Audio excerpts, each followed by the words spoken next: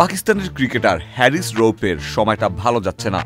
Asia cup ফাইনালে ভারত বনাম পাকিস্তান ম্যাচে পাকিস্তানের বোলার হ্যারিস রৌফের পারফরম্যান্স নিয়ে উঠেছে সমালোচনার ঝড়। ম্যাচে ভারতের ব্যাটসম্যানরা শুরু থেকেই আক্রমণাত্মক ভঙ্গিতে খেলতে থাকে। বিশেষ করে তিলক ভার্মা এবং শিবম দুবের ব্যাটিং পাকিস্তানি বোলারদের ওপর প্রচণ্ড চাপ সৃষ্টি করে। সবচেয়ে বেশি চাপে পড়েন হ্যারিস রৌফ।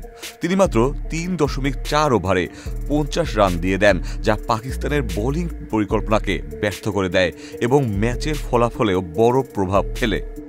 এই পারফরমেন্স নিয়ে পাকিস্তানের সাবেক কিংবদন্তি বোলার ওয়াসিম আকরাম কঠোর সমালোচনা করেছেন। তার ভাষায়, রৌফ এখন রান মেশিন হয়ে গেছেন, বলের ওপর তার নিয়ন্ত্রণ নেই বললেই চলে। আকরামের মতে, যদি রৌফ লাল বলের ক্রিকেটে অভিজ্ঞতা অর্জন না করেন তবে তাকে জাতীয় দলে রাখা উচিত নয়।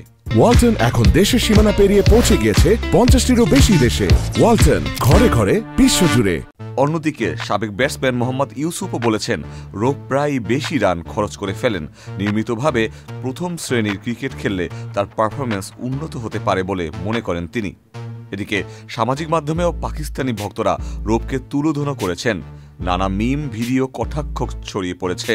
কেউ কেউ তাকে ভারতের অঘোষিত 12তম খেলোয়াড় বলেও উপহাস করেছেন। সব মিলিয়ে এক ম্যাচই রৌফ হয়ে গেলেন তীব্র সমালোচনার কেন্দ্রবিন্দু। তবে এটাকে কেবল ব্যর্থতা হিসেবে দেখলে ভুল হবে। ক্রিকেটের প্রতিটি ম্যাচই নতুন চ্যালেঞ্জ, আর খারাপ দিনগুলোই অনেক সময় শেখার সুযোগ তৈরি করে দেয়।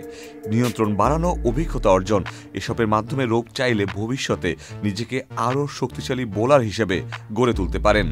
এশিয়া কাপ ফাইনালের এই ম্যাচ তাই রৌফের জন্য যেমন হতাশার, তেমনি পরবর্তী ধাপের প্রস্তুতিরও একটি বড় পরীক্ষা হয়ে থাকবে। Ikhtiyar Ferdous, channel I.